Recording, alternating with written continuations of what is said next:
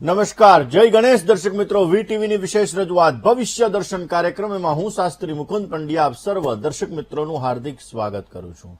દ્વારકા, સોમનાથ, પાલીતાણા, અંબાજી, ડાકોર પાવનકારી, ચૈતન્ય ભૂમિથી જળહળે ગુજરાત. આજના ગુજરાતના સ્થાપના દિવસની આપ સર્વ દર્શક મિત્રોને પ્રથમ તો હાર્દિક શુભકામનાઓ.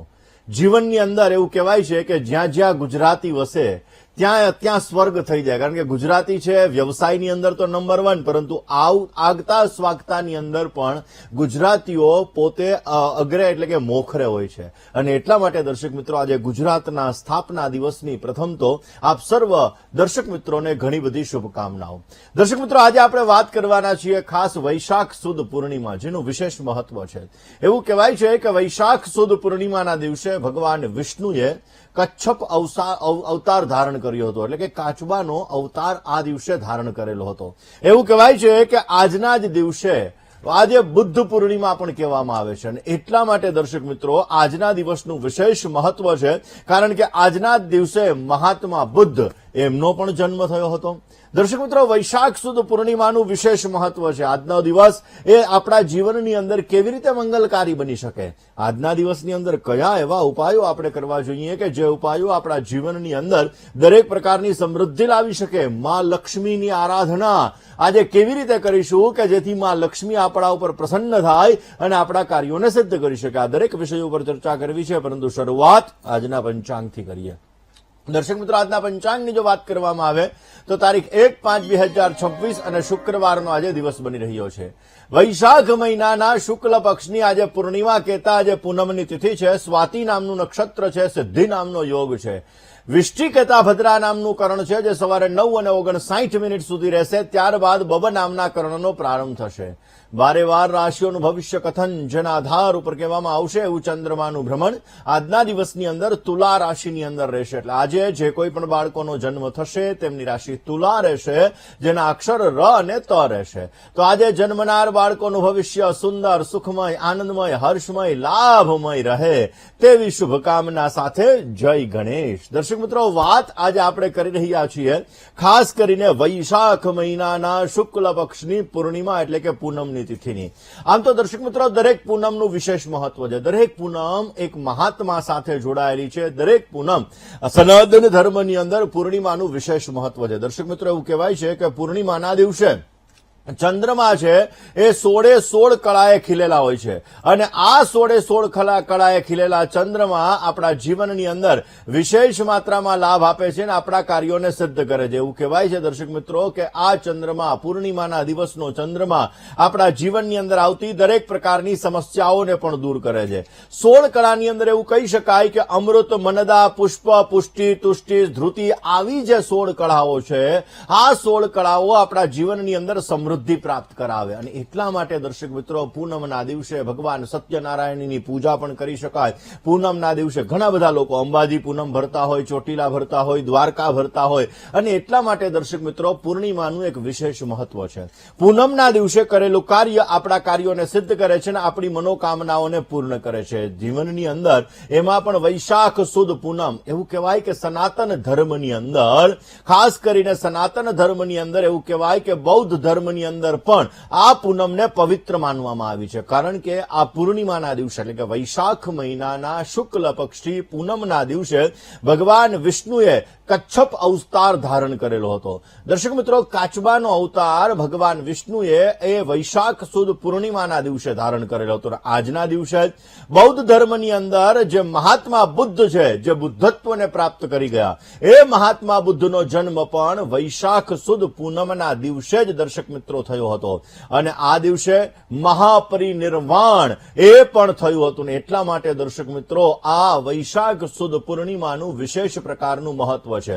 એવું કહેવાય છે કે આજના દિવસની અંદર કરેલું દાન, કરેલું પુણ્ય, કરેલું સ્નાન, આજના દિવસની અંદર જયારે આપણે સવારે સ્નાન કરવા માટે બેસીએ ત્યારે ગંગા, યમુના, નર્મદા, સિંધુ, સરસ્વતી, કાવેરી વગેરે તીર્થ નદીઓનું આપણે સ્મરણ કરીને આપણે જયારે સ્નાન કરીએ, આજના દિવસની અંદર આપણે દાન કરીએ, આજના દિવસની અંદર આપણે પૂજા કરીએ, આજના દિવસની અંદર ઉપાસના કરીએ, કરીએ અને એમાં પણ આજે માં લક્ષ્મીનો વાર એટલે શુક્રવાર અને આજે ભગવાન વિષ્ણુએ કાચબાનું સ્વરૂપ ધારણ કર્યું હતું ને એટલા માટે જો આજે લક્ષ્મી નારાયણની પૂજા કરવામાં આવે, મેરુ પૃષ્ઠ શ્રી યંત્રની આજે આરાધના કરવામાં આવે તો માં લક્ષ્મીની અનન્ય કૃપા પ્રાપ્ત થાય છે ને એના લીધે આપણા જીવનની અંદર વિશેષ લાભ મળી શકે છે. દર્શક મિત્રો, આજનો દિવસ બહુ ઉત્તમ છે કારણ કે આજના દિવસની અંદર સાંજના સમયે જ્યારે પૂર્ણિમાનો ચંદ્રમા 16 કળાએ ખીલેલો હોય ત્યારે દૂધ આપણે ચંદ્રમાની શીતળ છાયાની અંદર રાખી અને જ્યારે ચંદ્રના અલગ અલગ મંત્રના આપણે જપ કરીએ છીએ, ભગવાન શંકરની, ભગવાન ભોળિયાનાથની આજે આપણે આરાધના કરીએ છીએ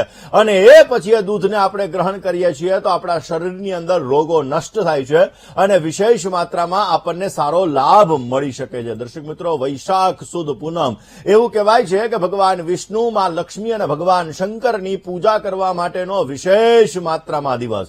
આજના દિવસની અંદર જો આપણે ખાસ કરીને ભગવાન ભોળાનાથની પણ આરાધના કરીએ, આજે ભોળાનાથની પૂજા કરવાથી, ભગવાન સામ સદા શિવની આરાધના કરવાથી, મહામૃત્યુંજય મંત્રના જપ કરવાથી ઘરની અંદર રોગો આવતા હોય તો આ રોગો નષ્ટ થાય છે અને આપણા જીવનની અંદર વિશેષ લાભો મળી શકે છે.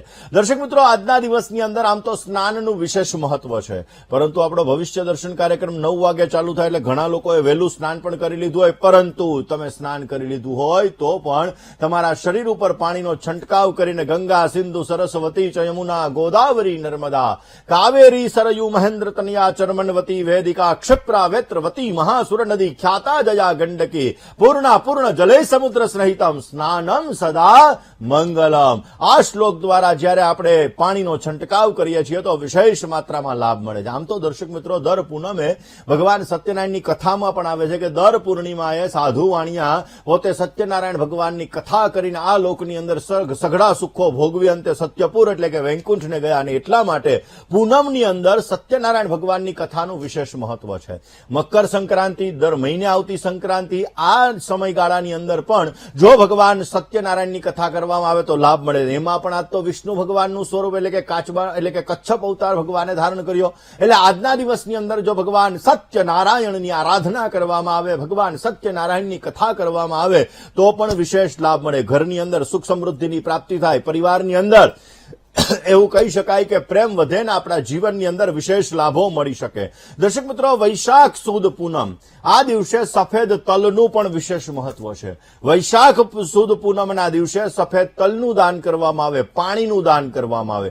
પાણીનો ઘડો ભરી અને કોઈને દાન કરો, પાણીની બોટલ છે એ તમે કોઈને દાન કરો તો વિશેષ લાભ મળતો જણાય. એટલે આજે સફેદ તલનું તમે દાન કરો, પાણીનું તમે દાન કરો, ખાંડનું તમે દાન કરો, પંખાનું તમે દાન કરો તો વિશેષ માત્રામાં સારા લાભો મળી શકે ને તમારા જીવનની અંદર જો તમારે વ્યવસાયની અંદર રૂકાવટો આવી રહી છે તો એ રૂકાવટો દૂર થાય, તમારા કામ અટકેલા છે તો અટકેલા કામોની અંદર તમને લાભ મળી શકે. માટે આજના દિવસમાં જલદાન કરો.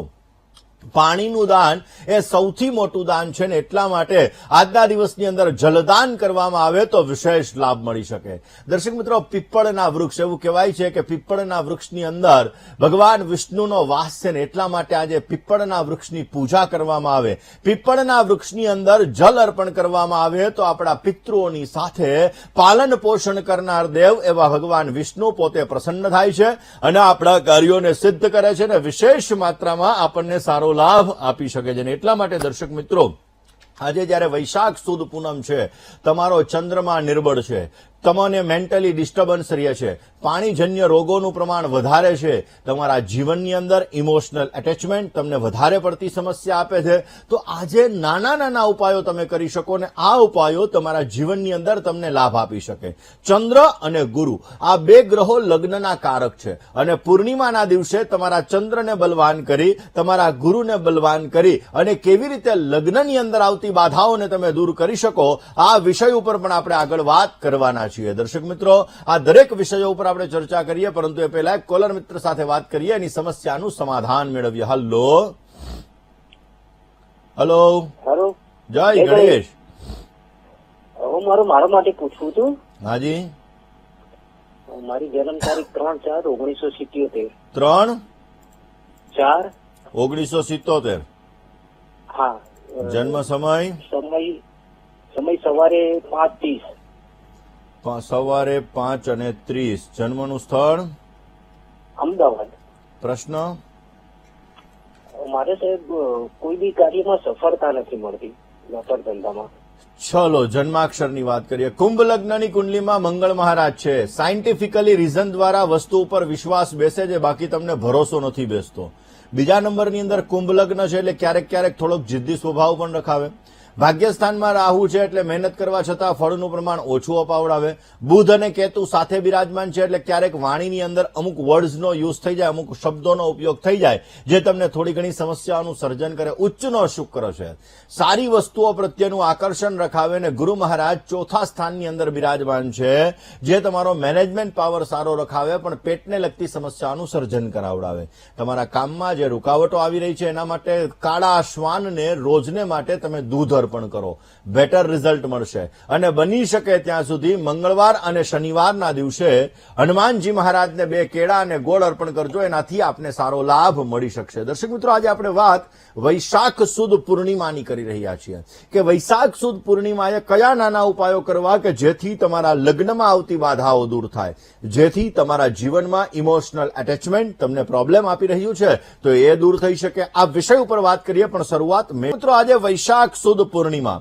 એવું કહેવાય છે કે આજના દિવસની અંદર ભગવાન વિષ્ણુ છે એમણે કચ્છપ અવતાર ધારણ કરેલો હતો અને આજના દિવસની અંદર ગંગા વગેરે સ્નાન કરવાથી પણ વિશેષ લાભ મળતો જણાય. પરંતુ નાના નાના ઉપાયો છે જે આ બુદ્ધ પૂર્ણિમાના દિવસે આપણે કરીએ તો વિશેષ આપણને લાભ મળી શકે. પહેલામાં વેલા તો જે જરૂરિયાતમંદ વ્યક્તિ છે આવા વ્યક્તિઓને આજે તમારે માનવ સેવા કરવી જોઈએ, આવા વ્યક્તિને આજે તમારે દાન આપવું જોઈએ, આવા વ્યક્તિને તમારે મદદ કરવી જોઈએ તો અવશ્ય તમને સારો લાભ મળી શકે. સંયમ, ધીરજ, ધૈર્ય અને સંયમ આ 3 વસ્તુ તમારા જીવનની અંદર અવશ્ય હોવી જોઈએ. એટલા માટે કોઈ પણ કાર્ય કરો ધીરજતાથી કરવું જોઈએ, ધૈર્યપૂર્વક કરવું જોઈએ અને સંયમ રાખીને કરવો જોઈએ તો વિશેષ માત્રામાં તમને સારો લાભ મળતો જણાય. દર્શક મિત્રો, આજે બની શકે ત્યાં સુધી ચંદ્રના મંત્રના જપ અવશ્ય તમને સારો લાભ આપે. નાના નાના ઉપાયો છે એ ઉપાયો કરવાથી પણ આજે તમને સારો લાભ મળી શકે. આમ તો એવું કહેવાય છે કે વૈશાખ સુદ પૂર્ણિમાના દિવસે લક્ષ્મીનારાયણ ભગવાનની પૂજાની સાથે સાથે મેરુપૃષ્ઠ શ્રીયંત્રની જો આપણે પૂજા કરીએ તો એનાથી આપણા જીવનની અંદર માં લક્ષ્મીની અનન્ય કૃપા પ્રાપ્ત થાય છે. કરજને લગતી સમસ્યા હોય, નાણાકીય સમસ્યાઓથી આપણે પીડાઈ રહ્યા હોઈએ તો પણ વિશેષ લાભ મળે. લાલ કલરના આસન ઉપર એટલે કે બાજોટ ઉપર લાલ કલરનું વસ્ત્ર બિછાવી અને ત્યારબાદ માં લક્ષ્મીજીની મૂર્તિ અથવા મેરુપૃષ્ઠ શ્રીયંત્ર આજના દિવસની અંદર સાંજના સમયે આપણે સન્મુખ રાખવું જોઈએ. સન્મુખ રાખ્યા પછી 1 અથવા 3 આપણે કોડી લેવાની, ષોડશોપચારથી તમારે યંત્રની પૂજા કરવાની, કોડીઓ એની બાજુમાં મૂકી દેવાની, ગાયના ઘીનો દીવો તમારે પ્રજ્વલિત કરી દેવાનો અને સાચા મનથી હિરણ્યવર્ણામ હિરણીમ સુવર્ણ રજતસ્ત્રજામ ચંદ્રામ હિરણમયીમ લક્ષ્મીમ જાતવેદોમાં વહ આ શ્રી સુક્તમનો પાઠ કરવાનો, માં લક્ષ્મીના મંત્રના વિશેષ તમારે જપ કરવાના. એનાથી નાણાકીય સફળતા તમને સારી એવી પ્રાપ્ત થશે. એનાથી તમારા જીવનની અંદર આર્થિક સમસ્યાઓથી તમે પીડાઈ રહ્યા છો તો અવશ્ય એ આર્થિક સમસ્યા તમારી દૂર થતી જણાશે. રોકાઈ આપ જોઈ રહ્યા છો આપનો મનપસંદ કાર્યક્રમ એટલે ભવિષ્ય દર્શન. દર્શક મિત્રો, આજે આપણે વાત કરી રહ્યા છીએ ખાસ વૈશાખ સુદ પૂર્ણિમાની. આજના દિવસની અંદર કરેલો ઉપાય તમારા જીવનની અંદર વિશેષ લાભ આપે. એટલા માટે દર્શક મિત્રો, જે 3 કોડીઓ તમે માં લક્ષ્મીજી પાસે મૂકેલી હોય એને લાલ કલરના વસ્ત્રની અંદર બાંધી અને પછી જો તમારી તિજોરીની અંદર રાખવામાં આવે તો અવશ્ય તમને સારો લાભ મળી શકે છે. કમળ કાકડીની માળાથી જો આજે લક્ષ્મીજીના મંત્રના જપ કરવામાં આવે તો પણ સારી સફળતા મળે છે. એટલે આજે કમળ કાકડીની માળાથી ઓમ શ્રીમ રીમ શ્રીમ કમલે કમલાલયે પ્રસિદ્ધ પ્રસિદ્ધ શ્રીમ રીમ શ્રીમ ઓમ મહાલક્ષ્મીએ નમઃ આ મંત્રના વિશેષ જપ કરો તો પણ અવશ્ય આપને સારો લાભ મળી શકે છે. દર્શક મિત્રો, ચંદ્રોદય આજે સાંજના સમયે જ્યારે પૂર્ણિમાનો ચંદ્રમા 16 કળાએથી ખીલેલો હોય ત્યારે એ સમયગાળા દરમિયાન જો ચંદ્રની આરાધના કરવામાં આવે તો માનસિક સમસ્યાઓ દૂર થાય છે, મેન્ટલી ડિસ્ટર્બન્સ દૂર થાય છે અને એની સાથે સાથે તમે ઇમોશનલ એટેચમેન્ટની અંદર હો તો એ પણ તમારું દૂર થતું જણાય છે. ભગવાન શંકર એવું કહેવાય છે કે એના મસ્તક ઉપર અર્ધચંદ્ર બિરાજમાન છે અને એટલા માટે આ ભગવાન સાંબ સદાશિવની જો આજે વિશેષ માત્રામાં પૂજા કરવામાં આવે અને ભગવાન ભોળાનાથની જો આજે આરાધના કરવામાં આવે તો પણ આપને સારો લાભ મળી શકે છે. કેવી રીતે કરવી જોઈએ આરાધના, આ વિષય ઉપર આપણે વાત કરીએ, પરંતુ એ પહેલા વાત